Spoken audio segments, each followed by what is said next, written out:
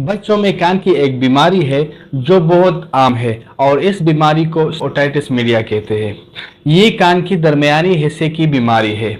जब ये बीमारी हो जाती है तो बच्चे को कान में बहुत शदीद किस्म की दर्द होती है, जिससे बच्चे के साथ साथ इसके वालिदैन भी परेशान हो जाते हैं और इस तरह दर्द के साथ बच्चे के कान के पर्दे में सुराख हो जाता है और उससे पीप या खून निकलना शुरू हो जाता है, जिससे बच्चे का दर्द ख़त्म हो जाता है।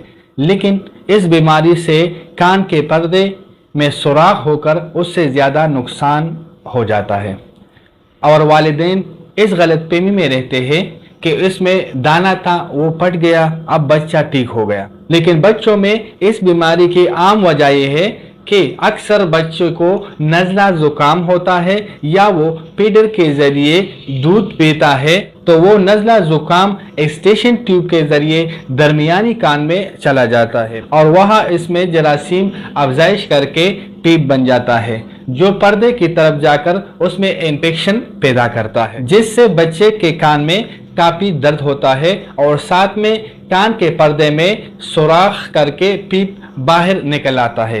ये बीमारी बड़ों में भी हो सकती है लेकिन बच्चों से कम तादाद में होती है।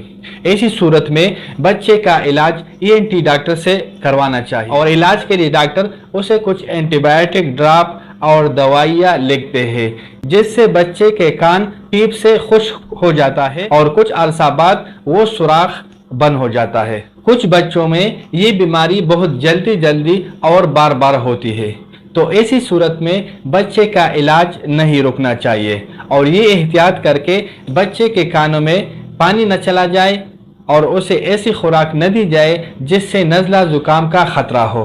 इन एहतियात को अपनाकर आप अपने बच्चे के कान को ठीक करने में मददगार साबित हो सकते हैं। तो दोस्तों, चैनल को सब्सक्राइब करना ना भूलिए।